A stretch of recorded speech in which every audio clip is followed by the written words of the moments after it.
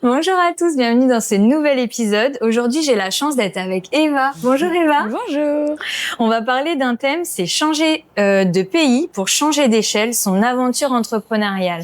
Donc là, aujourd'hui, on va surtout revenir sur l'expérience d'Eva.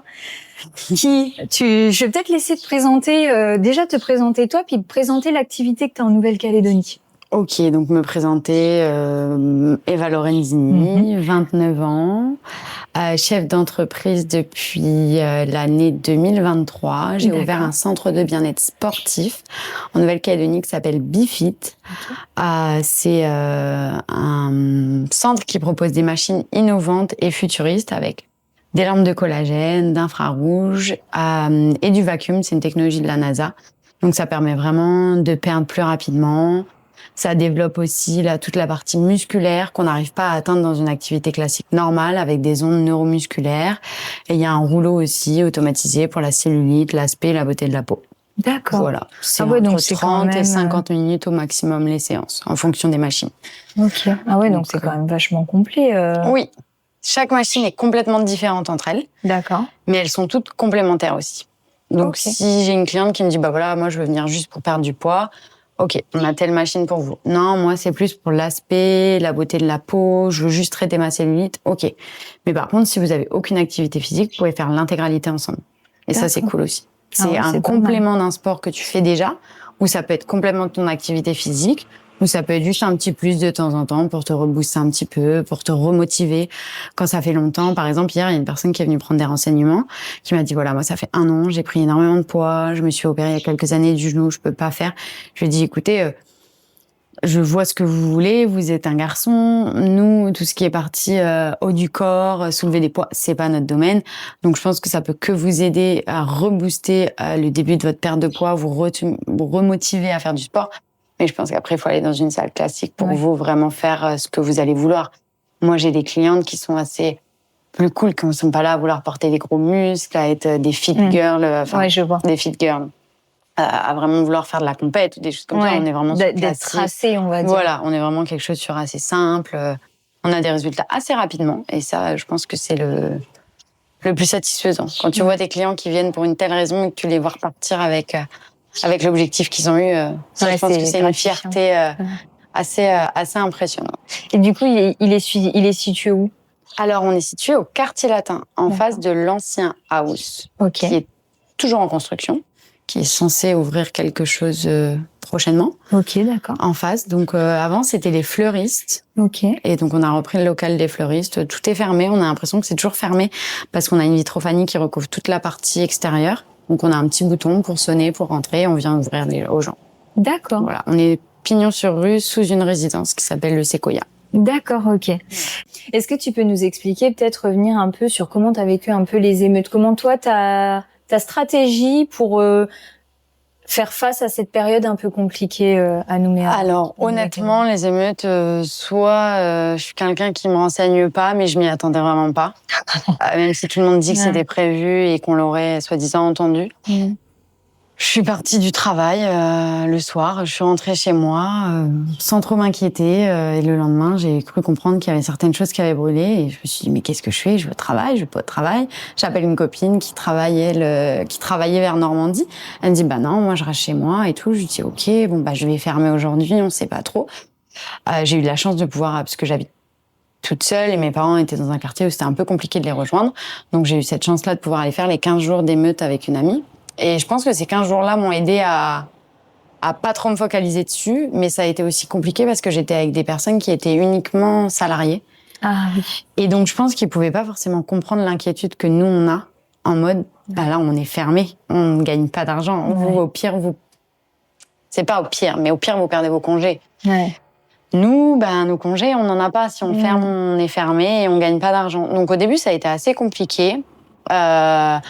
Les 15 premiers jours. Après, j'ai commencé à rouvrir vraiment petit à petit, en ayant le volet fermé par peur de quoi que ce soit.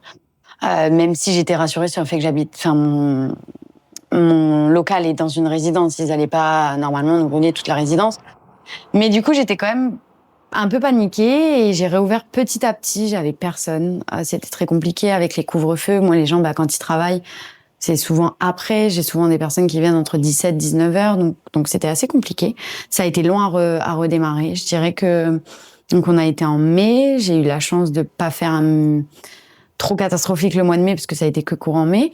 Mais je dirais juin, juillet, août, septembre, ça a été catastrophique.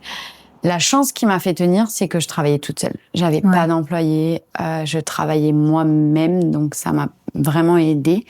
Et je pense que je dirais que la deuxième raison, c'est que j'ai géré ma société sur le fait, souvent t'en as qui disent « Ah, j'ai un peu de trésorerie sur la société, bon ben, on va faire des charges, on va faire des choses, on va donner plus de salaire, on va peut-être acheter quelque chose ». Bah moi je l'ai pas fait comme ça. J'ai toujours gardé mon petit salaire qui m'a fait tenir et j'ai eu beaucoup.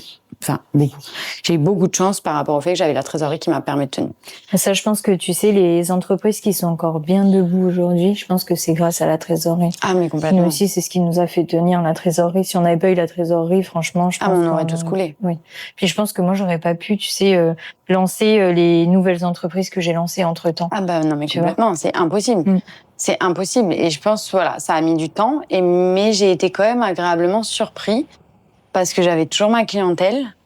Et c'est difficile, moi, dans mon secteur, d'avoir une clientèle parce que je suis pas une salle de sport classique où t'as un abonnement mensuel. J'étais contre le fait de faire des abonnements mensuels parce que, bah, moi, ça m'est déjà arrivé d'être en salle de sport et des fois, t'as pas envie d'y aller et de dire, bah ouais, mais tu payes tous les mois, meuf. Donc, si tu vas pas, c'est pas terrible, quoi. Donc, je l'ai pas fait comme ça. Donc, c'est souvent des nouveaux clients ou alors j'ai des clients réguliers, mais j'ai plus souvent de nouveaux clients qui viennent essayer que clients réguliers, ça, on va pas se mentir. Donc, c'était quand même compliqué. Donc, on a fait des offres qui nous ont permis de tenir, on a refait des journées portes ouvertes, on a fait on a fait comme on a pu. On a continué la communication un peu plus. Et on a tenu. Donc, on a réussi à tenir 2025. 2026, je m'aventurerai pas à te dire qu'on va la tenir. En tout cas, on va tout faire pour. Voilà, on va voir comment ça va se passer la nouvelle année. On va voir comment économiquement et au niveau politique va se passer. Je sais pas du tout où on va. Je pense qu'on est tous un peu apeurés. Ouais, je pense qu'on est tous apeurés. De pas savoir. Ouais, je pense aussi. Je pense qu'on marche tous sur des œufs dès qu'on pense qu'il y a une perspective. La semaine qui suit, on nous l'enlève. Mais je pense que, tu sais, garder l'espoir et puis, tu sais, se concentrer sur nous, un peu égoïstement, mais se concentrer sur nos business. Qu'est-ce qu'on peut faire là aujourd'hui comme offre? Quelle porte ouverte on peut faire? Quel partenariat on peut faire avec d'autres entreprises? Et regarder juste devant nous, en fait, pour sauver notre entreprise. C'est sûr. Je pense que c'est un peu ce qui nous aidera. Tu vois, j'espère. À survivre. Ouais. J'espère. J'avoue, j'ai pas la solution. Ouais. À l'heure actuelle, je l'ai pas. Peut-être dans quelques mois, on en reparle et je te dirai quelle solution j'ai trouvée, si j'en ai trouvé une. Pour l'instant, on sait pas du tout où on va. Mais je suis contente. Voilà. Pour un moment, si j'ai pas le choix, j'ai pas le choix, mais je suis contente de travailler pour moi. Si je pouvais ne pas retourner au salariat, je n'y retournerais pas tout de suite. Est-ce que tu nous partagerais pas un petit peu ton nouveau projet, là? Qu'est-ce qui se passe depuis novembre 2024? Alors, depuis novembre 2024, donc j'avais déjà Bifit depuis 1 an en Nouvelle-Calédonie. J'ai toujours eu envie de tenter d'être une franchise, entre guillemets. De me développer. Je me suis toujours dit Australie, Tahiti, Nouvelle-Zélande. Je sais pas pourquoi, je m'étais dit le Pacifique, parce que toutes les machines que j'ai connues sont dans toute l'Europe déjà. Et je me suis dit, ok, toi, t'as la possibilité d'avoir l'Asie, enfin le Pacifique, pardon, chose que beaucoup n'ont pas. Ils sont tous en Europe, aux États-Unis, donc tente. Et à un moment, après les émeutes, quelques mois après, j'ai voulu racheter une société qui n'a rien à voir du tout avec Bifit en Nouvelle-Calédonie. Et je me suis retrouvée avec une personne que je connaissais depuis déjà un moment, qui voulait racheter la même société. Au final, le rachat de cette société ne s'est pas fait, et lui non plus. Et du coup, suite à une conversation avec lui, je lui dis, bah voilà, tu voulais investir dans quelque chose. J'ai toujours voulu développer Bifit. Peut-être que c'est un peu tôt, ça a tout juste 1 an. Mais tu as le passeport australien, chose que je n'ai pas. J'aimerais bien tenter l'expérience. Tu veux être investisseur, moi je veux développer. Pourquoi on tente pas? On a fait plusieurs rendez-vous, on s'est calé sur Bifit Nouméa. Il a regardé, il a dit ok, on tente. Donc on a commencé à travailler, on a beaucoup travaillé. Ça a pris plus de temps que la Nouvelle-Calédonie. D'accord. Tout le monde te dit, ouais, en Nouvelle-Calédonie, c'est lent parce qu'il te faut ci, il te faut ça pour monter ta société. Si t'as pas ce document-là, tu peux pas. Les banques sont longues. Eh ben, oui et non, en fait. Ouais, c'est long. Ça, j'ai entendu aussi sur l'Australie. on a on a des trucs qui nous embêtent en Nouvelle-Calédonie, où tu peux pas, je sais même pas si c'est passé, erreur pour moi si je le dis que c'est pas passé. T'as envie de mettre ton Wi-Fi dans ton local en Nouvelle-Calédonie, si t'as pas ta ligne fixe, tu peux pas. Normalement, ça aurait dû être changé. C'est toujours pas passé. C'est bien ce que je me disais. J'ai toujours ma ligne fixe. Et j'ai toujours mon Wi-Fi et toujours mon numéro perso. En Australie, t'as pas du tout besoin de ligne fixe. On a juste un portable et on a le Wi-Fi. C'est des choses, voilà. Mais par contre, ça a été plus dur. Ça a été plus long. Il a fallu mettre plus de temps. Je pense que les travaux nous ont mis beaucoup de temps. Le fait que ça vienne d'Europe, les trajets, on a mis plus de 10 semaines de bateau. Alors que pour venir en Nouvelle-Calédonie, on a 5 semaines. Ouais. On a mis énormément de temps, énormément de retard. Donc, en fait, le projet a mis 1 an exactement du moment où on en a parlé la première fois pour ouvrir. Alors que moi, pour Nouméa, au moment où j'ai décidé d'ouvrir, d'avoir l'idée m'est venue mi-janvier, j'ai ouvert fin octobre. Ah ouais, donc ça a été quand même beaucoup plus rapide. Là, on en a parlé fin octobre, début novembre 2024. Ça a ouvert en novembre 2025. Donc, ça a vraiment mis 1 an. Et donc voilà, donc en fait, ça s'est décidé comme ça. De base, vu que c'était qu'un associé investisseur, j'avais décidé que ça allait être Brisbane parce que c'est quand même plus proche pour moi. Et au final, vu que lui, ça fait 1 an qu'il est parti habiter sur Perth, il m'a dit c'est quand même plus pratique. Je suis à côté, et je suis là si jamais t'es pas là. Donc à 15 jours de mon premier départ, ok. On s'est dit d'accord, on avait déjà eu les rendez-vous avec tout ce qui est comptable, tout ça. Là, c'était vraiment un départ pour me familiariser avec la ville, la nouvelle ville que je ne connaissais pas du tout, trouver le local et commencer à faire les commandes. Donc, je suis partie 5 semaines, on a trouvé le local, on a trouvé l'archi, on a fait les rendez-vous, tout s'est bien passé. Je suis revenue fin mai en Nouvelle-Calédonie avec quasiment tout qui était signé. Et là, on s'est dit, à mon avis, tu reviens fin juillet. Pas du tout. Au final, je suis repartie qu'en septembre parce que les machines ont pris énormément de temps, les travaux, parce que t'as quand même un permis de construire en Australie qui ont pris du temps. En Australie, ils sont quand même beaucoup plus réglementaires, qui commencent pas tant qu'il n'y a pas le permis de construire. Ici, tu peux le commencer et ouvrir qu'à la validation. Enfin, tu peux te débrouiller un petit peu plus rapidement, gagner un peu de temps. En Australie, tout est assez carré. Puis, je dirais que c'est compliqué de bosser en Australie parce que c'est des gens hyper bien, mais nos mecs d'ici qui sont sur les chantiers, ils travaillent. En Australie, ils sont quand même très fainéants. C'est ce que j'allais dire. J'ai beaucoup entendu ça. T'as l'impression qu'ils veulent pas travailler, qu'ils ont suffisamment, qu'ils gagnent ce qui leur va. Mais pourquoi ils feraient plus? Ça, c'est exactement la vérité en plus. Tu vas pas les voir à 6h sur le chantier pour finir à 19h. Ah non. Alors que nous, nos mecs d'ici, t'inquiète qu'ils sont sur le chantier à 5h s'il faut. Mais tu sais, là, moi, mon beau-frère, ce qui m'a marqué, il est parti en Australie, là, il est sponsorisé, ça y est, il vit là-bas. Et en fait, tu vois, il disait, t'arrives sur les chantiers. Donc déjà, il est soudeur, lui. Donc c'est hyper recherché. Il comprenait pas l'engouement de tous les Calédoniens qui partent pour la soudure, mais parce qu'en fait, nous, nos Calédoniens, ils bossent super bien. Ah, mais clairement. Mais dans tout. Dans beaucoup de domaines, en plus. Mais tu sais, j'ai vraiment réalisé ça, là, quand je suis partie. C'est de se rendre compte qu'en fait, nous, on n'a rien à envier au monde. En fait, on est peut-être tout petit, mais notre mentalité, notre façon de penser n'a rien à envier au monde. Non. Le pays a beaucoup à envier au monde parce qu'on avance moins vite. Je dis pas qu'on est un sous-pays ou pas du tout, parce qu'on est loin d'être le sous-pays. Mais je dirais qu'on avance moins vite parce que t'as certains pays qui vont quand même aller plus rapidement, que ça soit rien que pour l'IA. À mon avis, en France, ils utilisaient l'IA bien avant nous. Là, c'est devenu maintenant régulier chez nous. Mais comme tout, comme les applications, comme là, nous, en Australie, on a une application et on a beaucoup de paiements en ligne. Ici, j'ai quand même beaucoup de personnes qui, le paiement en ligne, sont pas encore hyper rassurés. Les applications, ils les utilisent pas. Bon, je peux venir, il y a de la place. Bon, si, on vous cale, on va le faire nous en backup, mais t'en as plein qui veulent pas réserver eux-mêmes. Non, mais je préfère passer pour payer. Voilà, en fait, c'est juste qu'on est en décalage. En Australie, c'est genre tellement logique de payer, de mettre un acompte s'il faut, d'aller sur l'app, parce qu'ils ont leur téléphone surtout, pas par rapport aux réseaux sociaux.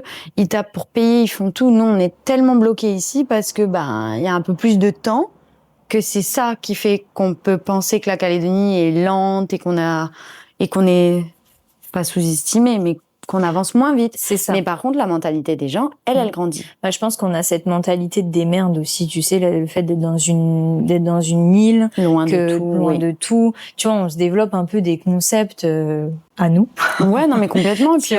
Et puis on a beaucoup de personnes qui arrivent aussi à se motiver et se dire bon bah il me manque les skills à tel moment, telle chose, je vais continuer et je vais les développer à cet endroit-là parce que si j'ai ça, je peux évoluer plus.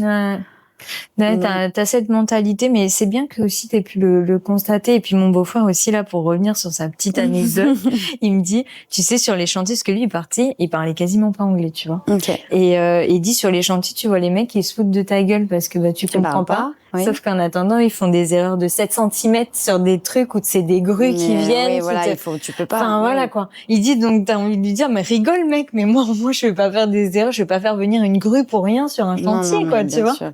Donc, et c'est vrai que ça, c'est beaucoup ressorti sur le fait que les Australiens, ils sont... Parce que moi, quand je suis arrivée en septembre, du coup, je suis repartie mi-septembre. On avait le local qu'on payait déjà depuis bien trop longtemps. Bon, ok, les machines ont pris du temps, pas de souci. C'était pas dans notre volonté, mais on n'a pas eu le choix. Tu dépends de la mer et des bateaux, malheureusement, et depuis quelques années, c'est très compliqué, le maritime. Et les poids de nos machines, impossible de partir on avait un full conteneur. On a dû commander un full conteneur, donc l'avion était pas du tout imaginable. Possible. Et en fait, j'étais là depuis mi-septembre et ils ont commencé les travaux qu'en octobre. Je disais, mais ça fait déjà 15 jours, qu'est-ce que vous attendez? Oui, mais on s'excuse, notre permis de construire, on l'a pas eu en temps et en heure. Ouais, mais dites-nous, prévenez-nous, parce que là, moi, ça fait 15 jours. Dans ces cas-là, de un, j'aurais pu venir un petit peu après. C'était pas plus mal, parce qu'il fallait faire des rendez-vous avec les archis, des choses comme ça. Mais en fait, on a perdu énormément de temps. Donc, les travaux, on les a fait, je dirais, à 45% par nous-mêmes. Parce que, déjà, mon associé Emmanuel. Et en plus de ça, parce que tout coûte cher. Moi, au tout début, on a fait les premiers devis avec les archis, les constructeurs, et qui m'a dit, peut-être que on pourrait enlever la peinture. Ça nous enlèverait quand même un gros budget. Et moi, toute contente, mais trop bien, j'ai jamais fait de peinture, ça va être génial. Mais au bout du premier jour, pas du tout. Au bout du premier jour, je me suis dit, oh là là, la peinture, mais ne me parlez plus de peinture.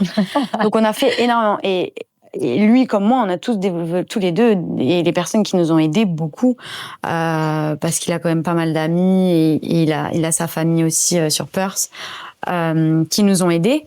Mais moi, la première, j'ai développé de ces skills vraiment de peinture, de montage de meubles, d'idées, de trouver une solution au dernier moment, Ah, mais tu vois, on parlait d'échecs tout à l'heure. Est-ce que ça n'a pas été 2 fois plus formateur, du coup, que l'ouverture sur Nouméa, où tout s'est fait assez rapidement? L'ouverture sur Nouméa, je travaillais en parallèle, donc le matin avant d'aller au travail, je passais, mais j'avais un architecte qui gérait tous les corps de métier. Là, nous, on avait un architecte qui nous a fait les plans, on a contacté une autre personne, mais on a fait beaucoup de corps de métier, contrairement à Nouméa. J'aurais pas pensé que ça allait prendre autant de temps et que ça allait être aussi formateur. On a passé des journées et quelques soirées là-bas où, j'avoue, c'était dur. Je vais pas mentir, ça a été très très dur. Mais je suis fière. C'est ce que j'allais dire. De l'avoir fait. Alors les prochains, par contre, j'ai prévenu, si on arrive à en avoir les prochains, oubliez-moi pour les travaux. Parce que c'est bon, je l'ai fait, j'ai vu, super sympa, hein, mais une fois. Ouais. Voilà. Je trouve que ça donne tellement de valeur à ton projet, tu vois. Le fait que tu l'aies fait par toi-même. Ouais, tu l'aies fait par toi-même et que tu puisses, tu vois, que tu connais la difficulté. Oui. Tu vois. Je trouve que ça a toujours quand même un goût différent quand c'est quelque chose que t'as lancé facilement, entre guillemets, et que c'est quelque chose que tu te bats, que t'as fait plein de rendez-vous, t'as multiplié, tu vois, voilà, des déceptions, on va dire, un petit peu, puis tu t'es rebondi, puis machin. Je pense que ça a été, à choisir Nouméa, je l'ai monté toute seule. L'Australie, j'ai quand même un associé. Mais je dirais que le plus compliqué a été l'Australie. Alors oui, il y a là forcément l'éloignement, la barrière de la langue, tout ça. Oui, c'est sûr que ça en fait partie. En choisissant l'Australie, il fallait pas se mentir. On allait avoir ce souci-là. Mais Nouméa, ça a été beaucoup plus facile. J'ai jamais eu de souci. Alors si, un petit peu de retard de travaux, la soirée d'inauguration tel jour, la veille, on a eu la dernière machine qui arrivait par le transitaire, des choses comme ça. Donc oui, forcément, il y a des moments où ça a été un petit peu compliqué. Mais ça n'a rien à voir avec l'Australie. L'Australie, il y a certains moments, et encore à l'heure actuelle, je dirais qu'il y a qu'il y a des choses qui ont été des échecs. Ah, d'accord. Pas des gros échecs, parce que pour l'instant, on s'en sort, la société est ouverte, le centre est ouvert, on a nos employés, nos clients. Mais tu vois, quand tu te dis, on va ouvrir à telle date, et que tu ouvres pas à telle date, parce que les machines, c'est pas de ton pouvoir. Quand tu dis les travaux non plus, tu l'as fait, mais ça a pris plus de temps que prévu. Quand tu te dis, au dernier moment, à 15 jours de l'ouverture, et si on changeait notre site internet pour vraiment le mettre à l'identité australienne. On le change. Mais quand l'agence te dit, on va le faire en une semaine, et au final, non, il y a plus de taf. Donc, on peut pas vous sortir votre site internet avant l'ouverture. On peut pas le sortir au moment de l'ouverture. Votre application, elle est là, mais vous avez pas communiqué dessus. Oui, parce que pour nous, on avait un site internet. Mais sans site internet. Et la deuxième agence de communication avec laquelle on travaille, on en a une qui nous fait vraiment tout ce qui est les organiques, les visuels et qui sort ça. Mais la deuxième, elle nous fait toutes les ads. Mais sans site internet, comment tu veux sortir les ads? Et tant qu'on n'a pas un minimum d'une base de données, ils peuvent pas travailler dessus. Donc en fait, on a dépensé énormément d'argent pour un retard qui nous a coûté quand même 1 mois et demi après l'ouverture. Donc là, on commence à se faire connaître, mais tu as aussi les vacances scolaires.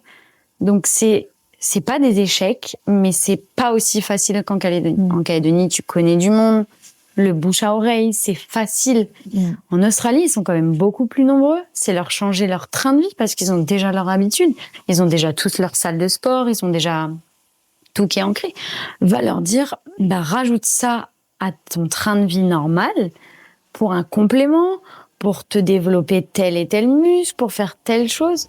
Puis en général, les gens, nous, notre plus gros souci, c'est de mettre les gens sur les machines. Une fois que les gens ont terminé leur séance, OK, ils ont vu commencer à avoir les résultats, ils sont contents, ils ont vu qu'ils avaient beaucoup transpiré, ils ont vu qu'ils avaient beaucoup. Là, mais c'est d'abord mettre les gens dessus.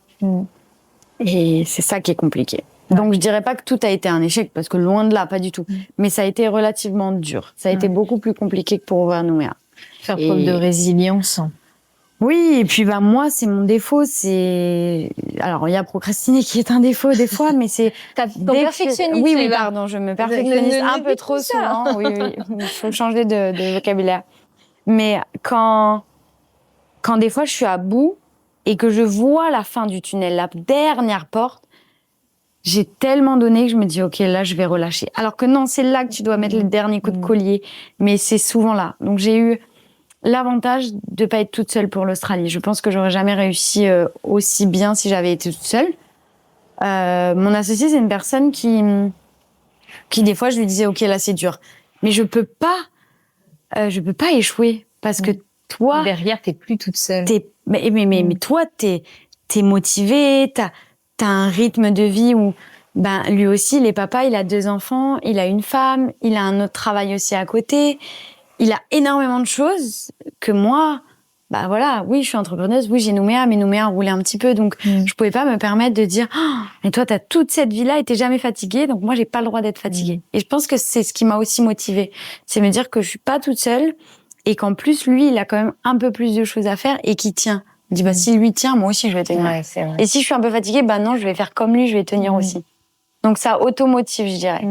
C'est vrai que là, au moins, tu as pu voir la différence, d'avoir un associé, d'être soutenu dans un projet, même si à Nouméa, du coup, ça tout roule. Mais c'est vrai que là, ça peut être quand même moteur, surtout dans un secteur que tu es en train de découvrir en Australie. Oui, l'avantage, c'est qu'en fait, on est vraiment complémentaires. Lui, il est vraiment toute la partie finance, analytique, tout ça. Et moi, je vais vraiment avoir la partie marketing, communication, les machines, les fournisseurs, tout ça. Chose qu'il n'a pas et chose que je n'ai pas qu'il a. Donc en fait, on est vraiment complémentaires. On s'apprend des choses et on développe des nouvelles compétences, chacun en s'aidant et en s'apportant ce qu'on peut. Donc je pense que c'est ça qui m'a le plus motivée à pas que le passeport et que les contacts qu'il avait en Australie.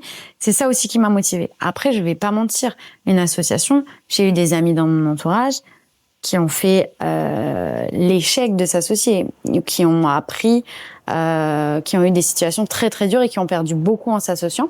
Donc ça a jamais été vraiment facile. J'ai de la chance d'avoir confiance en mon associé, en croyant en lui comme j'espère qu'il croit en moi, qu'on fera pas de choses à l'encontre de l'autre. Mais c'est pas évident. Moi, à Nouméa, si j'ai envie de décider de sortir une offre, je la sors quand je veux. Si j'ai envie de sortir une telle chose, je la sors. Là, forcément, ça te dérange si je fais pas venir là, ou si je fais ça comme ça, tu demandes. Des fois, il va te dire, mais va, c'est ton domaine, je m'en fiche. Il a raison. Mais tu te sens pas légitime de prendre la décision, même si c'est ton secteur. Et que lui, il pourrait te dire, je t'en ai pas parlé de ça, mais j'ai fait ci comme ça dans la partie finance que toi, tu n'as pas. Mais tu te sens obligé. Souvent, lui, comme moi, on se dit, et ça, t'en penses quoi si on le faisait comme ça? Mais comme il me dit, vas-y, ça, garde la main dessus. Bah ouais, mais tu te sens pas légitime de garder la main. Quand t'es quasiment à 50-50, tu peux pas prendre des décisions aussi importantes. Parce que dans ces cas-là, c'est que t'as pas confiance en la personne et que tu te sens supérieur. Et voilà. Ouais, c'est vrai.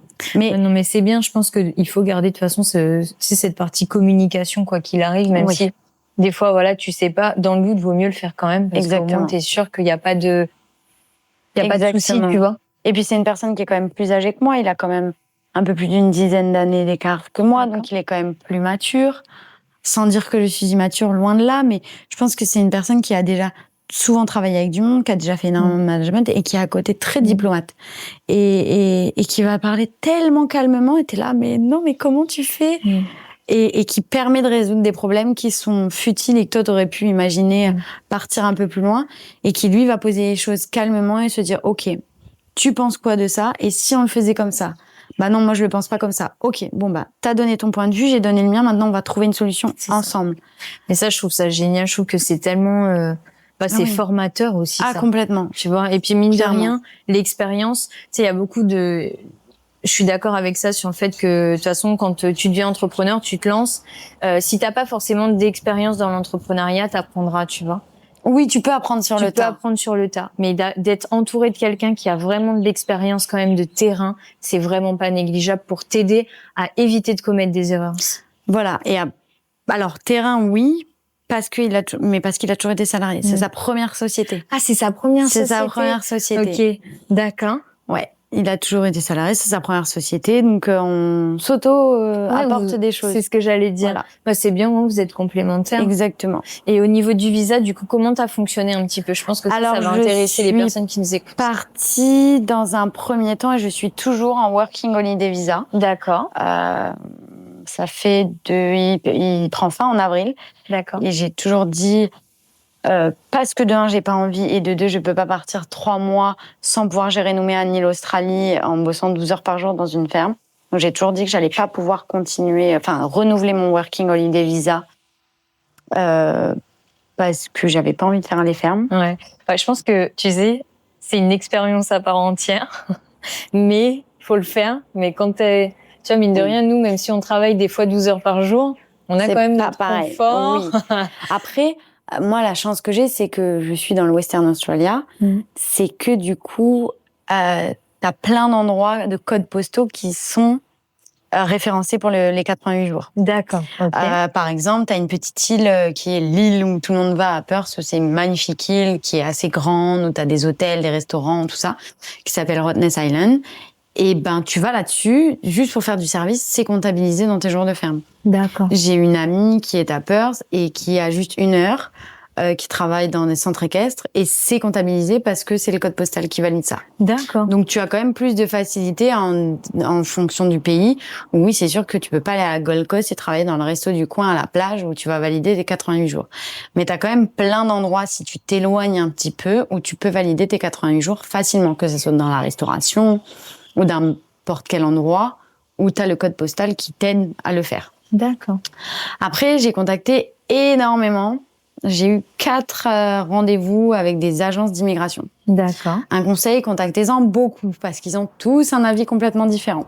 Le premier que j'ai contacté, c'était il y a 1 an, au moment où j'ai validé mon Working Holiday Visa. Donc un peu plus d'1 an même. Il m'avait dit, il y a aucun souci, ça va le faire, ça va te coûter tant. Donc beaucoup, j'étais là, d'accord, pas de souci.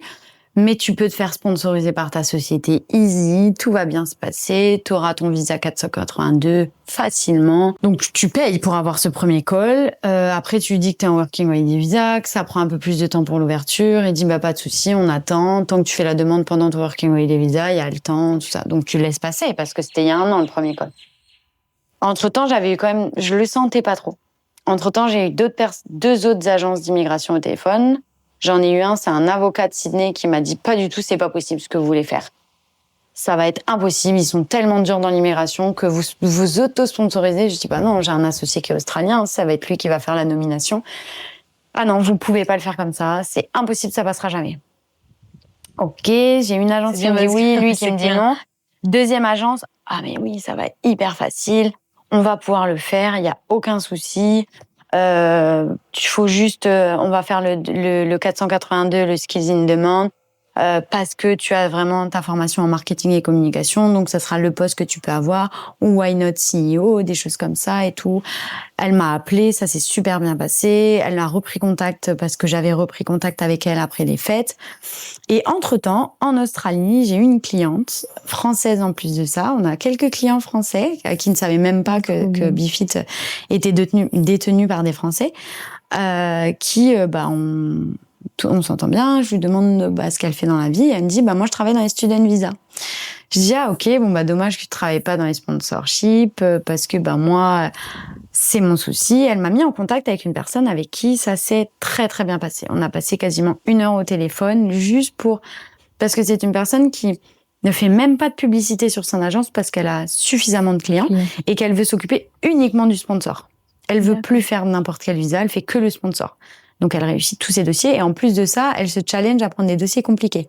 Parce qu'elle se dit, ça va le faire. Donc, elle m'a appelée juste pour voir. Et elle m'a dit, mais Eva, on est sur la même longueur d'onde. On s'est même dit, on va aller boire un café pour apprendre, pour se découvrir réellement. Même si je travaille pas avec elle pour mon visa.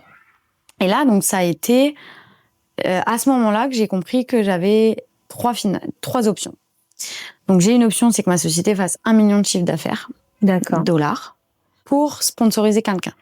Alors, sans compter qu'il faut qu'elle fasse la demande pour sponsorship, qu'elle fasse les dossiers, tout ça et tout. Il faut que la société ait 12 mois d'exercice et qu'elle fasse 1 million de chiffre d'affaires. De dollars. Sinon, tu peux pas sponsoriser quelqu'un. En francs Pacifique, ça fait à peu près 72 millions. En fonction du dollar, on est à 70 millions en chiffre d'affaires. Après, deuxième option, qu'une des agences d'immigration m'a parlé, c'est de trouver une société qui accepte de te sponsoriser en disant « Je sponsor Eva qu'à condition qu'elle obtienne son visa ». Donc, en attendant, tu passes en bridging visa qui te permet de travailler parce que tu étais sur un visa, un working holiday visa ou un visa touriste, donc qui te bifurque en bridging visa ça peut prendre 1 an et demi, 2 ans, mais tu as le droit de travailler pendant ce laps de temps. Et une fois que tu obtiens ton visa, parce que là c'est un nouveau visa, on n'était plus sur le 482 dont on m'a parlé, c'était le 185 DE, qui est un visa permanent où t'es pas obligé d'avoir 4 ans avant de faire la demande de la PR, qui est la résidence permanente. Tu peux le faire au bout de la fin de ton bridging visa. Et en disant que si tu signes ton contrat de l'obtention de ton visa, tu peux faire cette demande. Mais compliqué, j'ai pas de contact vraiment en Australie. Comment tu veux trouver une société en disant bonjour, je m'appelle Eva, est-ce que tu veux bien me sponsoriser? C'est très compliqué. Mais elle me disait que c'est pas si compliqué que ça. Donc, faut juste avoir des moyens des connaissances. Avoir vraiment des contacts qui peuvent peut-être t'aider.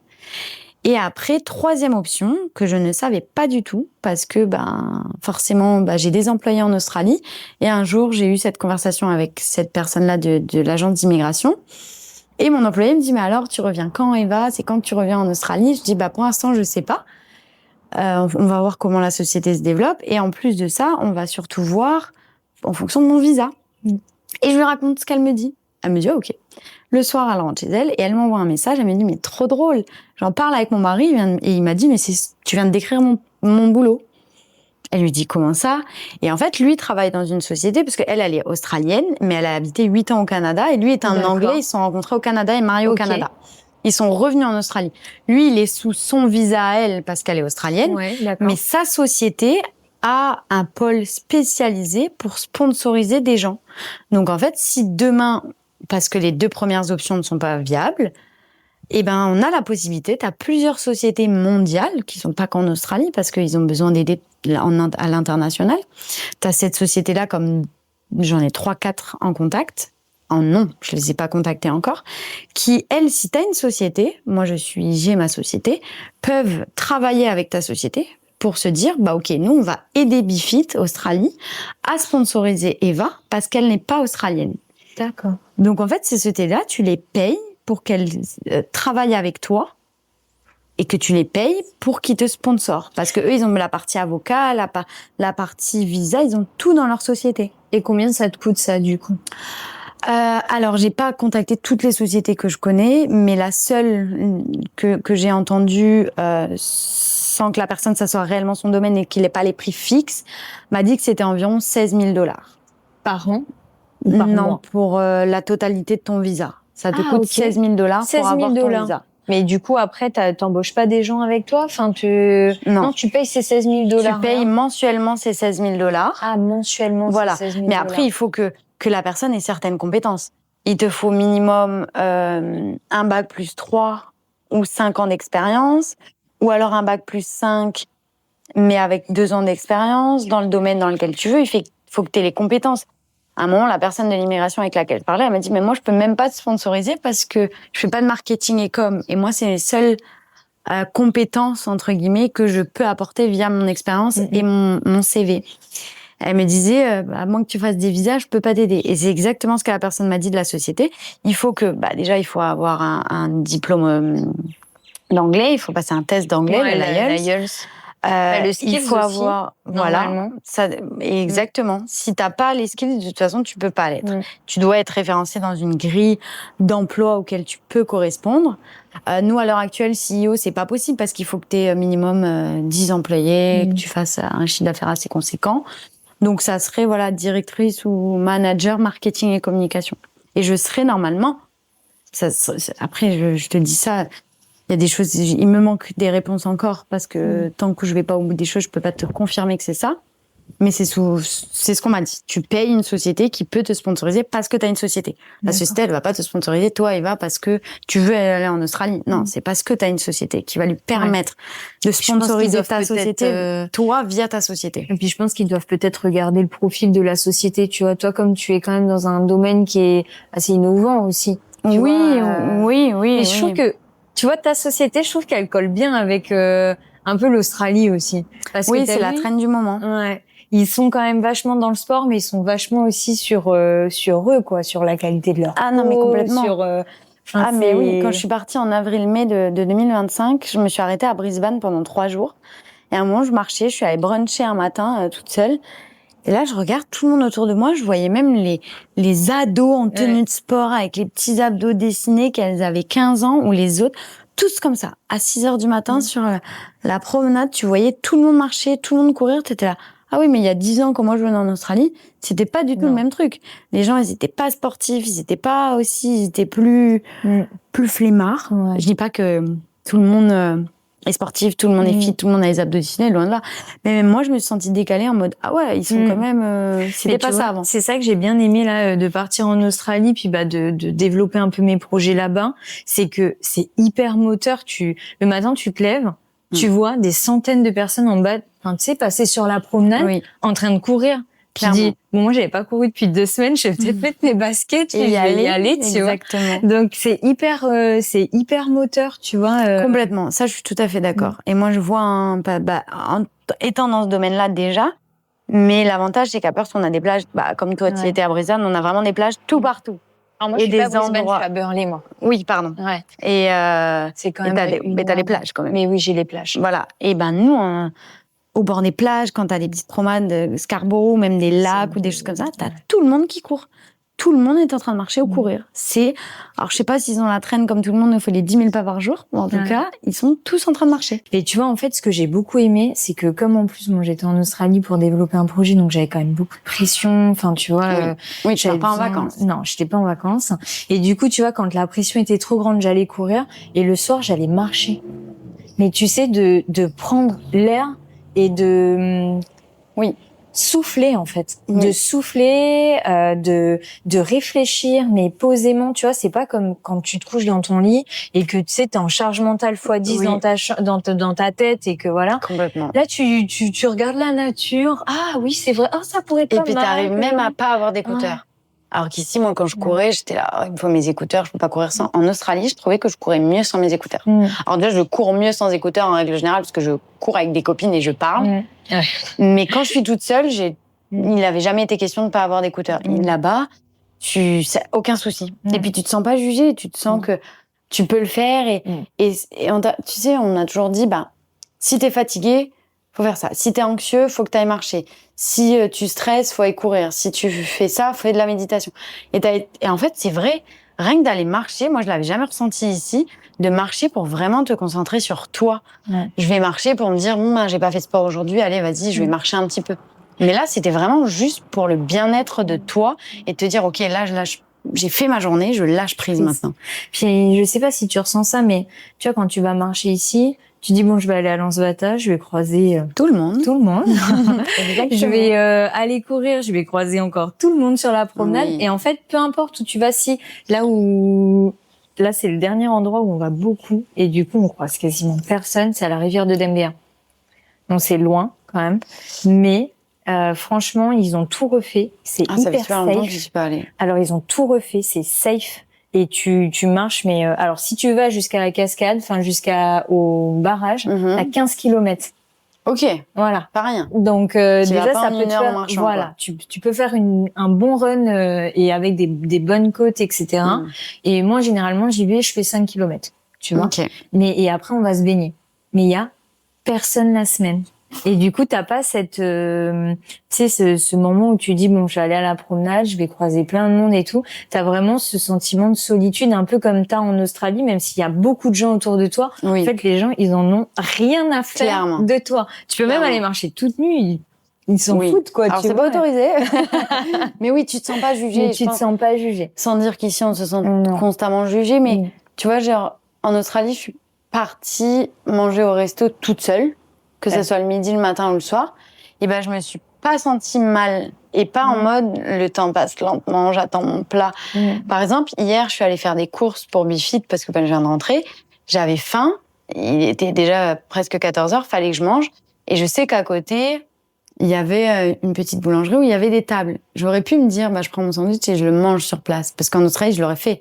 Parce que là, j'ai dû partir, rentrer dans ma voiture, partir, déposer les courses et après rentrer chez moi. Et là, j'ai mangé seulement. Donc, j'ai encore plus attendu pour manger. Mais je me suis dit, non, je pense que j'en suis pas encore capable. Ouais. C'est pas une question de manque de confiance ou pas, c'est juste que, pourquoi elle mange toute seule? Pourquoi? En Australie, mais ils s'en fichent complètement que tu sois toute seule. Et tu te sens pas mal. Mais pas qu'en Australie, partout. Et je pense que les personnes en Australie doivent se dire pareil. Ils ont pas forcément, je suis pas sûre qu'ils doivent se dire, on sera pas jugés parce que eux se connaissent. Ouais. Nous, c'est juste qu'on les connaît pas. Moi, ça m'est déjà arrivé à Paris d'aller manger toute seule, ça me dérangeait pas. Je sais que je recroiserais pas les gens, même s'ils parlent français. Ici, je trouve que la barrière de la langue, en plus, donne une dimension de bulle. Je sais pas si toi, ça t'a fait ça. Moi, mon frère vit en Australie. Et du coup, donc nous, on parle français entre nous, on rigole entre nous. Et quand tu croises des Français et que t'es pas prêt, on va dire, t'as l'impression qu'ils viennent briser ton intimité, tu vois. Tu sais, t'es en train de parler tranquille, mais là, ils comprennent ce que tu dis. Oui, parce que tu penses qu'ils comprennent. Non, non, ils comprennent, il y en a beaucoup. Et du coup, tu te dis, ah non, mais là, il est rentré dans ma bulle d'intimité. En fait, là, j'étais pas prête. J'étais pas prête. Mais ouais, je trouve que c'est vrai, t'as des habitudes que tu vas prendre naturellement en Australie. Tu vois, regarde là ce que je te disais tout à l'heure. Moi, en Australie, je postais énormément sur les réseaux parce que je me sentais hyper libre. Et j'avais vraiment cette sensation de liberté, de tout était possible en moi. Et tu penses que tu vas pas être vue. Et ouais, voilà. Alors que même si nos algorithmes nous disent clairement que c'est en Nouvelle-Calédonie qu'on est vu, on va pas se mentir. On a un peu d'Australie, mais pas tant que ça. Mais oui, tu penses vraiment que tu peux le faire. Ouais. Et ça, je pense que ça te développe une confiance en toi et te dire, vas-y, tente. Parce qu'au pire, qui va te juger? Personne. Mais en fait, même si en plus c'est que la Calédonie qui te voit, les gens ils se disent, bon, cool, elle fait sa vie et puis on s'arrête là. Et c'est très bien. Mais là, tu vois, je suis rentrée, j'ai, comme toi, un peu moins envie de poster. Parce que, forcément, en Australie, j'étais toute seule et j'étais dans des environnements qui étaient complètement différents. Là, j'ai repris ma routine, j'ai repris mes amis, peut-être mes amis n'ont pas forcément envie d'être sur TikTok, et puis t'as pas envie de faire la roulou. Je peux filmer ça, je peux filmer ça. Alors qu'en Australie, souvent, tu filmes toute seule, donc, t'as pas besoin de validation. Ouais. Tu vois, c'est le fait que t'es toute seule, tu fais ton truc, en fait, les gens, ils s'en fichent. Alors qu'ici, tout de suite, on va te voir que t'es en train de filmer, tu vois, on va te voir en train de te prendre en photo. Alors que déjà, tu vois, moi, j'ai jamais été à l'aise avec ça. J'ai commencé à communiquer sur mon image, mais parce que je me suis forcée un petit peu, tu vois. Donc, c'est pas sortir de sa zone de confort. C'est pas très bien de commencer comme ça. De toute façon, généralement, je le déconseille à mes clients, mais c'est que là, moi, j'avais pas le choix. Il fallait que je communique avec mon image pour donner une autre dimension à ma société, tu vois.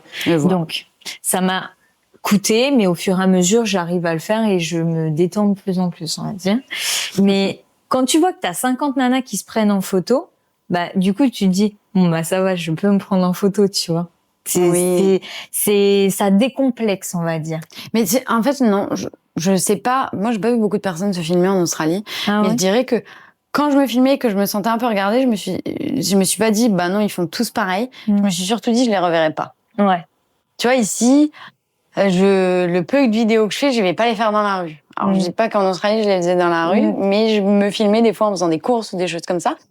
Ici, je me vois pas géant sortir ma petite caméra et alors aujourd'hui dans mon panier j'ai ça. Non, pas du tout. Je le dis déjà pas en Australie, mais tu te sens. Je pense que c'est pas, on n'a pas le bon terme. Je dirais pas que c'est jugé. Non, c'est pas jugé, c'est que tu te sens libre. Ouais. Tu sais, je pense que pour résumer ce sentiment, c'est que tu te sens libre et tu sens que tout est possible en fait, parce que mine de rien là-bas, quand tu veux travailler, eh ben tu as du résultat. Tu vois, tu peux développer des choses à partir du moment où tu travailles. Tu vois, en Calédonie, c'était vraiment le cas avant les émeutes, que si tu voulais te lever, et je pense que c'est encore un peu le cas, mais moins maintenant avec la situation économique, c'est que le matin, tu te lèves, tu vas travailler à fond 12 heures par jour pendant 3 mois, à un moment donné, tu vas récolter du résultat. Avec les émeutes, maintenant, c'est plus le cas. Tu dois travailler plus de 3 mois, mais 6 mois, et plus de 12 heures par jour, mais 15 heures par jour, pour avoir une rentabilité, tu vois. Alors que là, en Australie, tu vois clairement que c'est j'allais dire un magasin. Tu vois que c'est un pays qui va bien quand même économiquement. Ah oui, non, ça complètement. Et ça change tout quand c'est pas que la Nouvelle-Calédonie, hein, c'est partout que économiquement c'est compliqué. Donc on a cette chance de l'Australie à côté, qui lui s'est bloqué et est encore là et encore prêt à s'ouvrir et à développer et à grandir. Mais tu vois, ça rejoint là quand tu disais ça. Quand tu dois bosser 15 heures par jour pour récolter à peine, bah, c'est un peu les gens qui pensent que, bah, on travaille pour nous. Donc oui, c'est sûr, des fois, bah, on va pas au travail, on peut se permettre d'aller une matinée à la plage, en pleine semaine. Donc ouais, c'est cool. Mais les gens ne se rendent pas compte de tout ce qu'on doit faire. Parce qu'on dit, ouais, mais bon, de toute façon, elle a quitté son salariat parce qu'elle voulait pas du 8h, 17h. Oui, parce que oui, faire du 8h, 17h, c'est pas ce qui te rendra riche. Ça, c'est sûr. À moins que tu aies des compétences de malade et que tu travailles dans un groupe de malades où tu peux te dire, OK, la personne, elle bosse parce qu'elle a ce poste-là, elle gagnera bien sa vie. Mais tu seras toujours contraint d'avoir que 5 semaines de vacances. Même si tu gagnes bien ta vie, dans ces cas-là, tu demandes tu prends du sans-solde. Mais nous, ils se rendent pas compte, les gens, que, en fait, on se dit, OK, je vais travailler pour moi, pour arrêter de faire du 8h, 17h, mais en fait, on fait du plus que du 8h, 17h pour même pas gagner et avoir la sérénité que ça va pas marcher. Mais déjà, rien que ça. C'était quand, Eva, toi, ton dernier week-end, si tu enlèves les trois jours que tu t'es pris quand t'es téléphone quand même, hein. Mais tu vois que c'est quand ton dernier week-end, de vendredi à lundi matin, tu n'as pas ouvert ton ordinateur, ni regardé ton téléphone. C'est pas possible, ça n'arrivera jamais. C'est impossible. J'ai mon associé qui est parti 5 semaines en vacances et pour le travail. Enfin, bref, il était pas physiquement avec nous pendant 5 semaines. Quand il est parti, je lui dis par contre, là maintenant, on change un peu le salarié, même s'il a toujours travaillé. C'est quelqu'un qui ne lui est jamais arrivé en tant que salarié de pas ouvrir son ordinateur. Mais je lui ai dit, là, honnêtement, pendant le moment où tu seras pas là, il n'y a pas de vacances. Tu peux pas ne pas avoir ton téléphone. Il dit, oui, mais ouais, je l'ai jamais fait. Je dis, oui, mais là, c'est une pause dans le podcast. Je suis vraiment désolée, je n'avais plus de batterie dans l'appareil photo, donc j'ai dû tourner avec mon téléphone et je pense que j'ai dû mal brancher les micros. Donc, ce qui fait qu'on a une défaillance de son et sur les 45 prochaines minutes de podcast. Donc, je suis vraiment désolée pour la qualité du son. Surtout que l'échange est très intéressant. Il y a beaucoup de mindset dedans. Donc, j'espère que vous m'en tiendrez pas rigueur. Et je vais redoubler de vigilance pour les prochains podcasts. Encore désolée et bonne écoute. Je disais à mon associé qu'en gros on a plus de vacances et en fait c'est ça que je me retrouve avec des personnes que je connais qui pensent que notre vie elle est cool parce que oui ça va, tu gères tes visuels Facebook c'est facile, oui mais t'as un contact qui te fait ça c'est facile, ouais mais si t'as pas envie de travailler pendant une journée tu peux oui mais en attendant si je prends mon ordinateur de la journée t'inquiète pas le soir je l'ouvre. Là c'est ça, c'est que tu te dis tout le travail que tu n'as pas effectué là à l'instant T, c'est un travail que tu vas être obligé de faire plus tard. Et puis même si c'est pas devoir l'effectuer plus tard, on se dit on quitte un poste de 8h, 17h avec un salaire fixe pour faire du 6h, 20h, ou voire plus, ou moins, mais pour avoir aucune certitude que tu auras ton salaire à la fin du mois. Et je pense que c'est ça le pire. Quand des fois, tu vois, là, le mois de janvier, j'en ai parlé autour de moi, c'est un mois de janvier catastrophique. Pour Nouméa, je parle pas de l'Australie, je parle vraiment de Nouméa. Je l'ai ressenti dans mes chiffres. J'ai une perte de chiffre d'affaires qui est colossale. Si je me demande si cette année elle perdure comme ça, on va jamais s'en sortir. Et je me dis, bah ouais, mais eux, en attendant, même s'ils ont pas envie de travailler l'après-midi, tu peux faire semblant devant ton ordinateur et rattraper le lendemain tout ça. T'es obligé physiquement d'y être, mais t'auras ton salaire à la fin du mois. Pendant les émeutes, vous paniquez parce que vous allez perdre le manger. Oui, c'est chiant. Tu travailles pour un minimum des vacances. Mais en attendant, ton salaire est tombé tous les mois. Lui, notre salaire, il n'est pas tombé. Pendant 4 mois. Et puis c'est surtout que tu te dis, bah, il n'y a pas d'argent qui est rentré alors que tu estimes ta journée, entre guillemets. Ah, mais bien sûr. Mais tu t'embêtes à travailler 2 fois plus qu'un 39 heures semaine pour gagner moins. Alors, si tu réussis, ce qu'on te le souhaite, tu réussis plus qu'un salaire parce que on te dit qu'en entrepreneur, en tant qu'entrepreneur, tu peux gagner quand même beaucoup plus, ce qui est vrai parce que tu travailles pour toi. Mais en tant que salarié, t'as la sécurité aussi. Là, nous, on n'a aucune sécurité. Tu peux te dire, ouais, c'est cool, et si j'ai envie de travailler ce matin, je travaille pas, mais t'inquiète, je le rattrape. Je pensais pas que parce qu'on part en vacances, voilà. Et nos sociétés, si elles en sont là aujourd'hui, c'est parce qu'on s'est bougé les fesses. Moi, Bifit, j'ai pris ma première employée sur Nouméa parce qu'il y avait l'Australie. S'il n'y avait pas l'Australie, moi, j'y étais tous les jours. J'étais 6 jours sur 7. À un moment, je me suis dit, non, je suis pas en burn-out, n'abusons pas, mais j'ai eu un Covid long. Je ne comprenais pas que c'était un Covid long. Et genre, j'étais malade tout le temps, je n'avais pas dû fermer et dire, je suis désolée avec Franck, je ne peux pas tenir. Et je me suis dit, peut-être que c'est la retombée. T'as eu tellement de stress avec l'ouverture, le lancement, tout, que peut-être que maintenant, c'est ton corps qui te dit ça. Alors, chance pour moi, c'était un Covid long, mon corps m'a pas envahi complètement d'arrêter. Mais des fois, c'est alerte aussi, hein. Oui, complètement. Donc après, j'ai commencé à reprendre sur moi. Donc il y a des fois, j'envoie des fois des réels à des copines qui sont entrepreneuses et qui sont mamans, je leur envoie, je dis, et c'est des petites vidéos qui disent, alors, il faut que tu fasses du sport, parce qu'il faut que tu sois bien dans ta peau, il faut que tu manges bien, mais il faut faire à manger pour bien manger, parce que pas les produits de transformés. Il faut que tu travailles, ton 8-10 heures par jour. Il faut que tu t'occupes de tes enfants. Il faut que tu les aides une fois. Enfin, tout ça. Faut être une bonne maman. Faut être une bonne maman. C'est t'occuper de tes enfants et être une bonne maman, c'est 2 choses, enfin, tu vois. Ah, mais clairement. Mais oui. T'es pas une bonne maman ou t'es pas une mauvaise maman parce que des fois t'as envie de les mettre devant la télé parce que toi t'en peux plus. Ah, bah ça. Et encore, je parle juste de ce qu'on voit en règle générale. Mais voilà, et donc c'est ça en fait, c'est les gens ils pensent qu'on a la vie hyper cool parce que ouais, si ce midi on a envie d'aller manger et pas de se prendre qu'une heure et qu'on a envie de se prendre 1h30, 2 heures, on peut. Non, en attendant, on a une charge, je pense que c'est la charge la plus compliquée. Et c'est ça moi qui m'a empêché de dormir. Et cette charge de me dire, des fois je me dis, mais est-ce que tu vas réussir? Est-ce que tu es sûr de ce que tu es en train de faire? Oui, c'est sûr. C'est sûr Oui, parce qu'à partir du moment on s'y croit. Voilà. Parce que tu vois, regarde, déjà rien que tu te remettes en question comme ça, c'est obligé que tu vas réussir. Parce que tous les jours, tu te lèves pour apprendre une chose. Alors peut-être, je te dis pas que dans 6 mois, si ça se trouve, tu vas tomber de fatigue et que tu vas prendre un peu plus de temps pour t'en relever, mais tu vas réussir. Parce qu'à partir du moment où on a ce désir, tu vois, on le fait parce qu'on a quelque chose qui nous anime au fond de nous. Ah, mais complètement. Tu vois, c'est au-delà de... Tu vois, nous, toi, t'as choisi ce domaine-là parce que ça t'a parlé, ça t'a plu. Moi, j'ai choisi mon domaine parce que ça m'a parlé, ça m'a plu. Et je pense que c'est dans notre cœur, tu vois.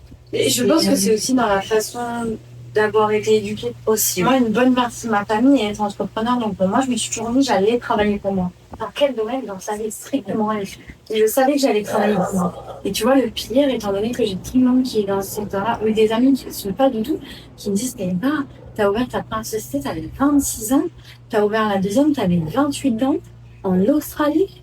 Tu te rends compte? C'est pour ça que je te dis, je suis là, on va finir par réussir. Bah non, je me rends pas compte. Voilà. T'es pas fière? Bah non, parce que tu te rends pour moi, c'est normal. Voilà. Vu que mes parents, ma famille étaient entrepreneurs, moi, dans la société, c'était lambda normal, en fait. Donc, je me suis dit, bah, ok, complètement normal.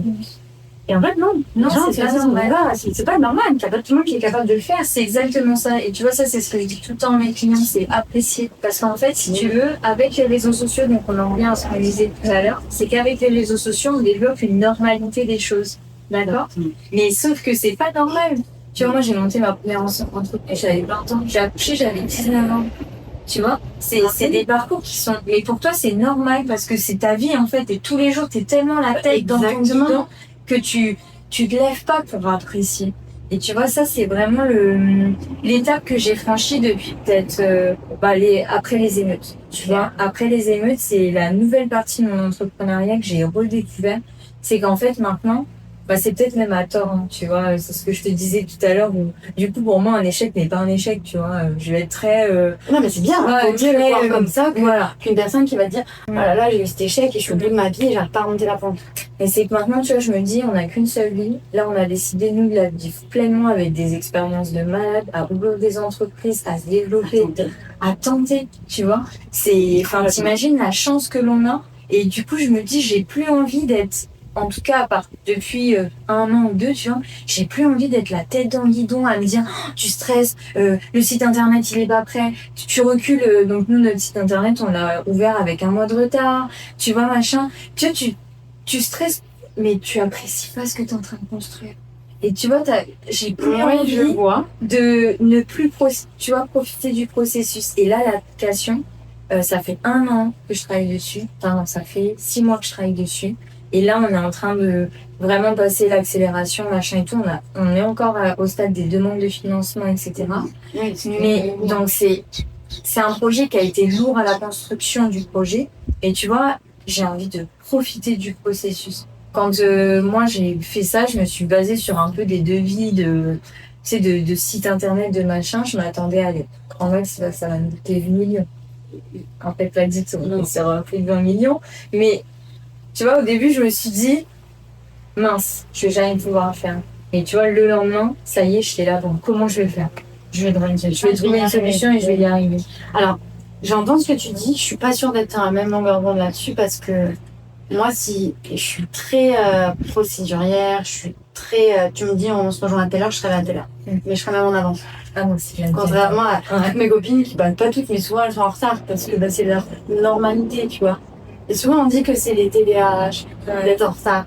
Parce que t'as dit 19h, tu pars à 19h. Là, il faut avoir le temps de trajet. Tu sais, il y a un dicton qui dit être à l'heure, c'est être en retard. Avant l'heure, c'est pas l'heure, après l'heure, c'est plus l'heure. Donc, il y a aussi. Mais en fait, voilà, moi, ça, j'y arrive pas. Tu vois, tu me dis on va ouvrir telle date. Et si j'y arrive pas, ça va être une grande contrariété pour moi.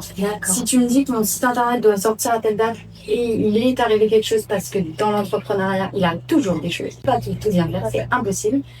Ça va être une contrariété pour moi. Ça va être très compliqué. Parce qu'il va falloir que j'accepte le fait que ça va prendre du retard et tu vas perdre quelque chose. Là, ce qui m'a permis à Nouméa, j'avais la peur de mes crédits en cours. Donc, les crédits, tu les rembourses, même si tu gagnes pas d'argent. En Australie, ce qui m'a aidé, mais qui m'a aussi été un tort, c'est qu'on est tous sur fonds propres. On n'est pas suivi par des banques. Donc, c'est cool parce que t'as pas ce stress-là de te dire que t'as cette épée d'Amoclès sur la tête. Exactement, t'as pas cette épée-là, mais j'ai l'associé aussi. Et c'est devoir rendre les comptes qui est normal, mais c'est de te dire, mais tu l'as embarqué dans cette aventure-là, l'entrepreneuriat dans lequel il n'était pas. Alors, c'est pas toi qui lui as mis un couteau sur la gorge pour te suivre, pas du tout. Mais tu te sens un peu, moi j'ai réussi à le faire, je veux qu'on réussisse. Tu vois ce que je veux dire? Je veux te prouver que c'est cool aussi l'entrepreneuriat et que quand on a des contraintes et qu'on en aura toujours parce que ça peut pas être tout rose et tout beau, c'est pas possible. Mais voilà, j'ai cette pression-là qui, je pense, sera tout le temps là tant que je serai pas allée à l'objectif final qu'on souhaite. Je pense que j'aurai tout le temps ce petit stress-là. Et après, de toute façon, c'est souvent ce que ma mère, elle me dit, parce que mes parents sont associés dans l'application. Et du coup, je lui dis, j'ai trop peur de vous avoir embarqué dans un truc. Quand t'es tout seul dans ton délire, tu t'en fiches. Voilà. C'est plus facile parce qu'il n'y a que toi que tu peux t'en vouloir. C'est ça. Mais là, tu te dis, là, t'as embarqué tes parents, etc. Et ma mère, elle me dit, Céline, tu ne nous obliges pas, quoi. Oui, on le fait parce qu'on croit en toi et qu'on avait envie de se lancer et d'essayer. Ah non, mais complètement. Tu l'as pas bien. Tu l'as pas l'écouter sous la gorge, mais c'est vrai que. Et tu te sens devoir prouver que tu l'as pas embarqué dans une dans une bêtise non plus, tu vois. Déjà, je vois ce que tu veux dire, ce côté, c'est vraiment, tu peux, ça, tu vois, elle, quand tu donnes une date, c'est cette date-là, etc. Et c'est vrai que là, depuis qu'elle, ça fait 4-5 ans qu'elle a son entreprise, et ça l'a aidé quand même à être plus lâche là-dessus. Parce que du coup, elle se rend compte quand même que des fois, des deadlines, tu peux pas les tenir, ou un truc que tu peux pas maîtriser. Et c'est des choses, aide beaucoup, voilà. Que tu ne peux pas maîtriser, t'as mis le mot dessus, c'est ça, c'est que tu ne peux pas le maîtriser, donc ne te rends pas malade pour quelque chose que tu n'aurais pas pu changer de toute façon. Ah oui, non, mais ça, je l'ai changé. Ça, j'ai évolué. Mais je dirais que mon voyage en Australie m'a fait énormément mûrir en me disant, écoute, Eva, il y a des fois, c'est pas possible, il y a des fois, ça se passe pas aussi bien qu'on veut, et c'est OK. Et des fois, bah, c'est long, et ça m'a fait mûrir, et ça m'a fait travailler ma patience, chose que je n'ai pas. Ouais. Et je pense que ça a aussi remis en ordre mon ego. Parce que forcément, t'es content d'avoir réussi à un endroit et c'est pas parce que t'as déjà une société que la deuxième va marcher. Et ça, c'est le plus frustrant. Ah, mais je me dis une fois, pourquoi la deuxième, c'est pas pareil? Ah, parce que déjà, c'est deux pays différents, c'est le même secteur, mais c'est deux endroits, deux mentalités différentes, faut les comprendre, faut comprendre ce marché. Et tu vois, quand tu disais tout à l'heure, bah, si sur les réseaux, on pense que c'est tout à fait normal de normaliser les choses. Regarde, on a un sujet en commun, toi et moi, on court. Et ben, des fois, je vois des gens qui critiquent, que ça soit moi ou mon entourage. Ah là là, mais tu cours pas vite. Ah, ça, mais alors, je t'explique. T'en as plein qui peuvent pas aller 5 km. Moi, je suis en 10 km. Et même si je suis en 7 minutes ou 6 minutes 30, qu'est-ce que ça peut te faire? Parce que moi, mes runs de 10 km, je les fais avec une copine et on parle et on se raconte nos vies. Parce que j'aime courir, j'aime ce passage. Déjà, va faire pas une séance bouche fermée comme ça, parler avec ta copine, rigoler, passer du bon temps. Et voilà, et en fait, on rigole. Les gens comprennent pas que c'est devenu normal de courir 10 km. Pas tout le monde qui court 10 km. Et ça, il faut que les gens arrêtent de se mettre de stress en disant, ben, c'est normal de faire un marathon. C'est normal de courir 20 km. Ah non, les gars. Donc, c'est pas normal d'ouvrir sa société. C'est pas normal d'avoir cet échec. C'est normal de réussir. On est tous différents. On n'a pas besoin de tous faire pareil parce que ça se saurait, sinon tout le monde sera entrepreneur. Et on peut pas vivre sans salarié et on peut pas vivre sans les entrepreneurs non plus. Donc, il faut que les gens arrêtent de normaliser le fait que, ah bah oui, ça c'est normal parce qu'il le fait. Ah non, non, non, non, non. C'est pas parce que elle le fait que toi tu dois le faire et que toi tu vas être mieux parce que tu l'auras fait. Pas du tout. Tu sais, ce qu'il faudrait normaliser, c'est normaliser d'être soi-même et d'aimer s'écouter, tu vois. Enfin, de faire ce que toi t'as envie de faire. Tu vois là, sur les réseaux sociaux, moi par exemple, quand je cours, etc. Mais tu vois, je normalise le fait que il y a toujours une partie. J'aime pas trop en parler sur les réseaux parce que moi je t'en donne que de femmes, voilà. Et nous les femmes on est ainsi. Et tu vois, moi je respecte moi aussi. Donc déjà, tu vois, il y a toute une partie de moi où je ne vais jamais courir parce que je ne veux pas d'impact pour pas abîmer mon corps entre guillemets, tu vois. Okay. Et donc il y a toujours ce moment-là où j'écoute mon corps, tu vois. Tu veux pas courir, tu ne vas pas courir. Non, tu as envie de faire 3 km, tu fais 3 km. T'as envie de faire 10 km, tu fais 10 km. Mais tu sais, normaliser le fait de t'écouter, de faire ce que t'as envie en fait, tu vois. Arrêter de vouloir. Puis en plus, tu vois, c'est ça le pire, c'est que j'ai l'impression que tous les entrepreneurs qui réussissent le plus, c'est ceux qui sont réellement eux-mêmes. Oui, je vois ce que tu veux dire. Mais tu vois, par exemple, tu parles du cycle. Bah, moi, je pourrais être une personne qui va te juger en disant, ah là, tu pourras aller courir. Parce que moi, j'ai pas un cycle compliqué. J'ai cette chance-là. Moi, j'ai des copines qui se courent au lit. Et qui me disent, le sport, tu m'en dis pendant une semaine. Pas de souci. On est tous différents. Mais les gens qui en fait, c'est les gens qui ne le vivent pas qui peuvent pas le comprendre. C'est ça. Et c'est pas parce que tu le vis pas que tu veux pas le comprendre. Quand, par exemple, j'ai des personnes autour de moi qui, ah là là, j'ai passé ma journée, elle m'a épuisée. Toi, tu la fois, mais t'as fait 6 heures. Et moi, j'en fais 12. Et t'es fatigué, mais tu pourrais jamais suivre mon rythme. Mais en fait, on a juste une tolérance qui est différente. Et les gens le comprennent pas parce que pour eux, c'est normal. Parce que pour moi, c'est normal d'être entrepreneur et d'avoir ma société aussi jeune. Et j'ai eu l'opportunité qui s'est faite. Mais demain, tu peux avoir des gens, enfin, toutes les personnes, t'inquiète que leur société pourrait en marché, les grosses sociétés du monde, ils ont pas commencé avant 40 ans ou même hein. C'est vrai, ça, en fait. Donc, faut arrêter de te dire, à 30 ans, il faut être chef d'entreprise, à 30 ans, il faut avoir cette vie-là. Et puis, il faut surtout que ma société, elle cartonne. Et tu vois, pour revenir sur ce que tu disais tout à l'heure sur l'ego, et tu vois, moi, par exemple, je me suis toujours dit de faire attention à ça, c'est de ne pas mettre trop d'ego, par exemple, dans ce que je fais, parce que rien n'est acquis. Ah non, jamais. Et plus justement tu vas vouloir te challenger dans ton entrepreneuriat, et plus faudra que tu ranges ton ego. Parce que justement, voilà, aller ouvrir quelque chose dans un autre pays, la mentalité est complètement différente. Ou la façon de travailler est différente, parce que tu vois là, le patron de mon beau-frère, sa société elle cartonne, et je dis, il fait quoi en termes de com? Oh bah il en fait pas, il va pas dépenser un budget alors que la société elle cartonne, tu vois. Mais du coup, tu te dis, ah ouais, donc en fait, il faut quand même avoir conscience que tu vas rentrer dans un secteur d'activité où la communication a sa place, mais beaucoup moins. Ça dépend le secteur. Tu vois, à mon avis, ça va dépendre je peux comprendre. Quand t'es dans une petite ville comme ça, je peux. Mais quand tu lances quelque chose, ou quand tu es une franchise, ou quand t'as quoi que ce soit, tu vois, les gens moi, j'étais en agence de communication avant, les gens dès qu'il y a un souci, coupent le budget communication, c'est la pire erreur à faire. C'est la pire erreur à faire parce que sans communication, tu peux pas te faire connaître. Et sans te faire connaître, tu marcheras pas. Donc, c'est le budget à le moins coupé. Alors, j'entends qu'il faut pas dépenser des millions par mois, c'est pas possible, mais qu'il faut toujours être présent sur les réseaux sociaux. Même si au début, tu sais pas faire et prends une agence où tu payes pas beaucoup d'aide, tu fais que forme-toi.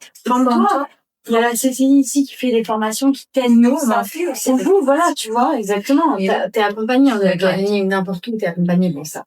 D'accord. Mais il y a des secteurs qu'il faut vraiment faire attention. Et il faut aussi normaliser que c'est pas parce que, tu vois, toi, t'as eu ton premier enfant à 19 ans.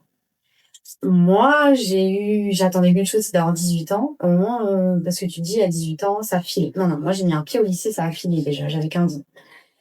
Ma vie, elle a tellement filé que moi, quand j'avais 20 ans, j'étais persuadée qu'à 25 ans, j'allais être maman, mariée, la maison, le temps.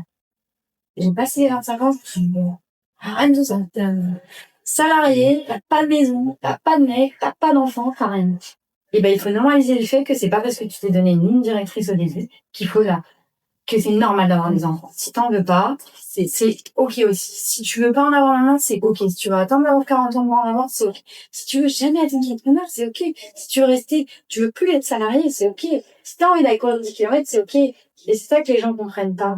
C'est qu'ils sont dans une routine où, une femme doit avoir des enfants. Alors, et déjà, non. Ouais, c'est ça. Je suis d'accord. Et si t'as envie d'en avoir à 35 ans comme à 30 ans, si. Et les gens comprennent pas à l'heure actuelle. Ah ouais, mais, non, c'est pas vraiment carriériste. Pas encore. Tu veux pas.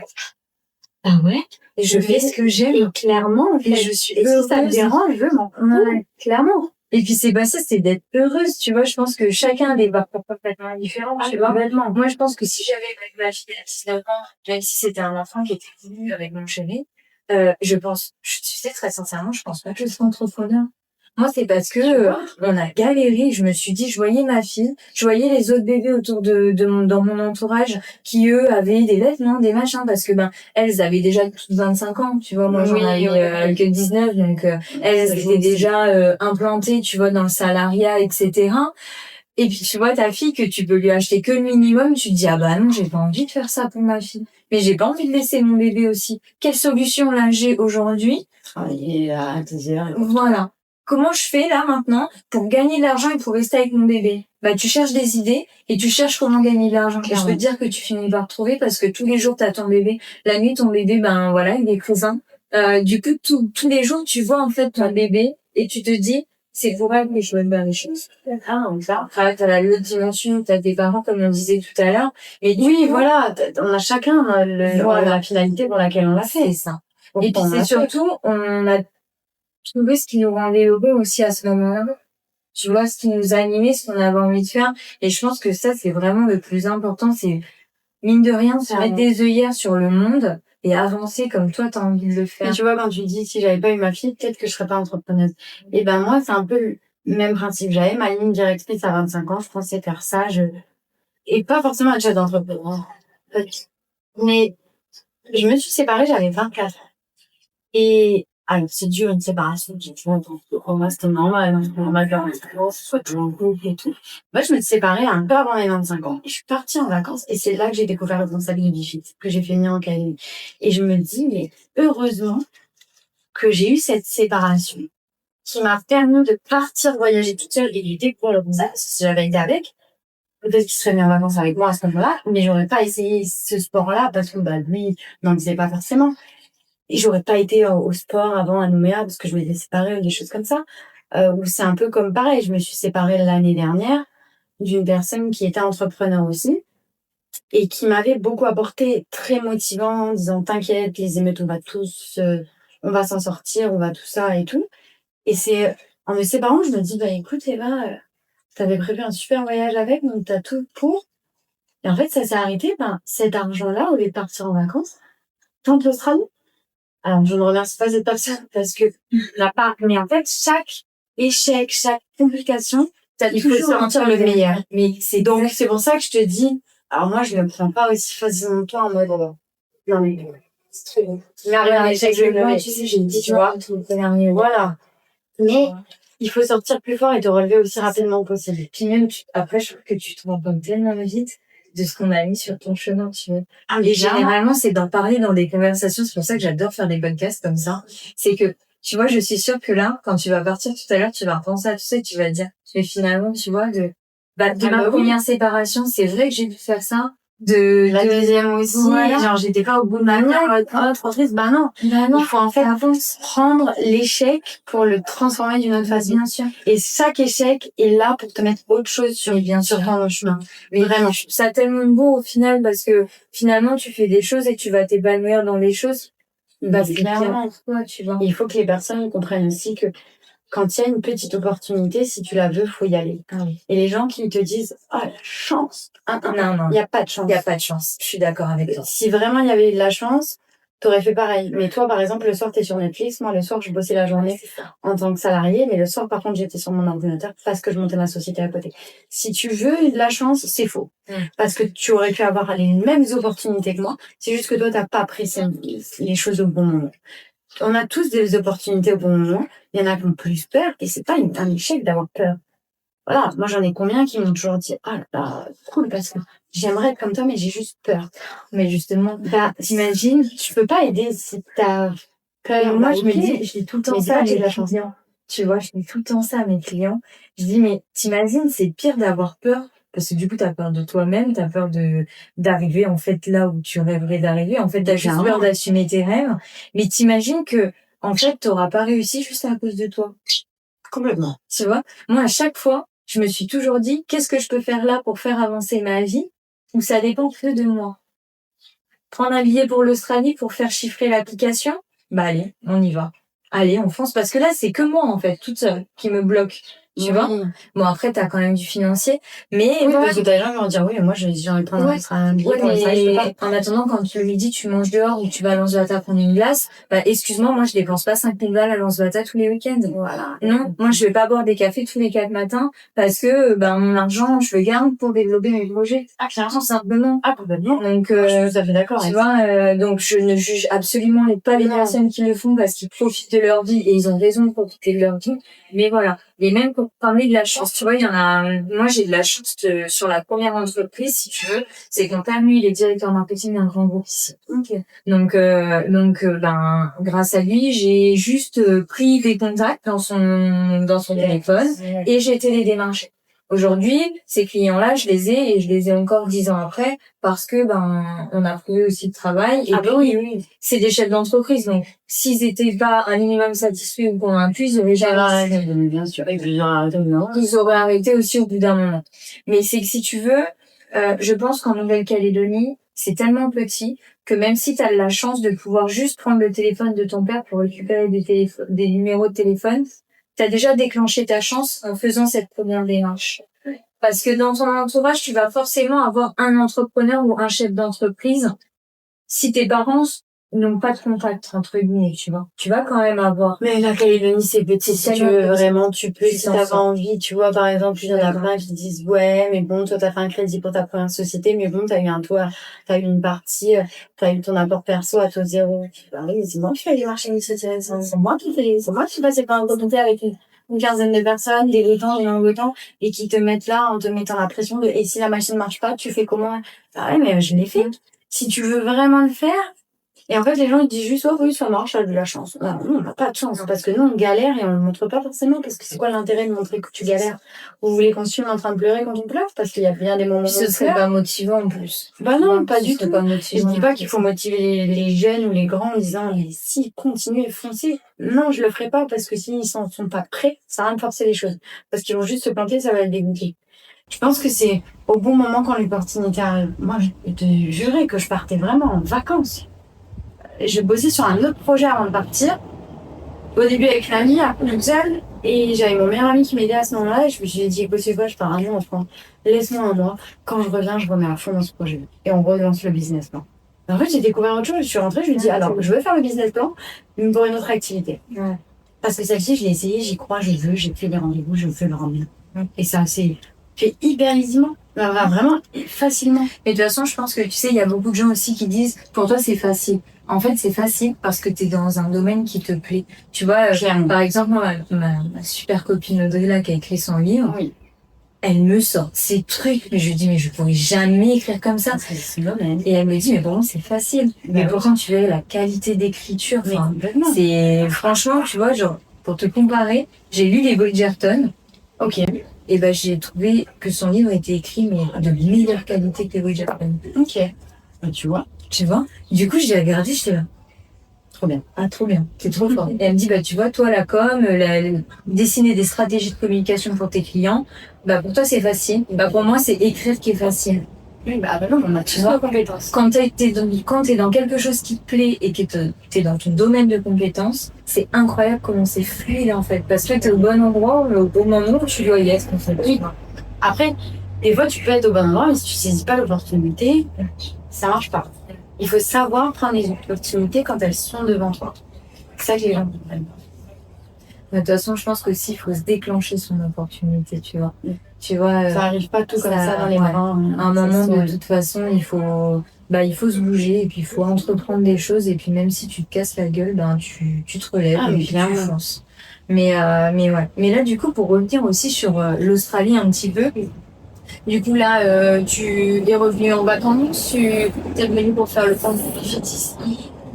Alors, normalement, je devais revenir en décembre. D'accord. Pas fin janvier, je devais revenir un peu avant les fêtes. Ça a été décalé parce que mon associé n'était pas présent à ce moment-là et on ne voulait pas laisser l'associé toute seule. Là maintenant qu'il est rentré, c'est lui qui gère en contact direct si jamais. Moi je travaille en backup, je gère les emplois du temps des filles, les rendez-vous et tout, les de Nouméa. J'ai réussi à gérer Nouméa via l'Australie, donc je vais pouvoir inverser la situation. Pour l'instant, on avait prévu que je revienne en avril vis-à-vis de mon leader. Et vu qu'on avait on a d'autres solutions qui ne nous forcent pas à rentrer en avril, on a décidé de décaler un peu. Je ne peux pas te dire quand, mais je ne peux pas partir avant juin. Ta petite conclusion. Ah, j'ai pas vraiment réfléchi à ça, j'avoue. J'ai un peu vu tes vidéos avec beaucoup de personnes qui les disaient. J'ai pas vraiment pris le temps de me poser là-dessus. Je sais pas, je dirais, croyez en vous et faites-le. Et ce que vous imaginez dans 5 ans, peut-être que ce sera mieux, peut-être que ce sera pire, mais faites-le, croyez en vous. Et il y a 1 an de ça, j'aurais jamais imaginé ma vie comme ça, et il y a 5 ans encore mieux. Donc, si vous voulez, essayez. Je peux que approuver. Et puis regarde là maintenant, tu vois, de Bifit Nouméa, t'es passé à Bifit Perth. Voilà. Et puis là, si ça se trouve, on sera un autre podcast dans 1 an. Et Peut-être, je te dirais que j'en ai plein. Et ouais, c'est tout ce que je me souhaite aussi. Mais en tout cas, merci beaucoup Eva. Merci à toi, c'était vraiment super intéressant. Ah bah tant mieux. Et une conversation vraiment sympa. Ouais, merci beaucoup. Et puis de toute façon, j'espère que ça fait toujours un peu cet effet-là, tu vois. Déjà, d'ailleurs, je vais en profiter parce que je le fais jamais pour remercier toutes les personnes qui écoutent mes épisodes. Et à chaque fois, quand je réfléchis, je me dis, trop bien. Il est pas parfait, mon podcast. Mais ils écoutent, c'est intéressant. Voilà. Parce que t'as le fond derrière qui est plus intéressant que la forme. Oui, on n'a pas besoin de faire un meilleur tant que la réalité et les paroles sont vraies. C'est exactement ça. Ça, c'est un besoin. C'est exactement ça. Donc, j'espère que cet épisode vous aidera justement à oser, à déclencher votre chance. Et puis, nous, on se retrouve le mois prochain avec un nouvel épisode. À bientôt! Au revoir!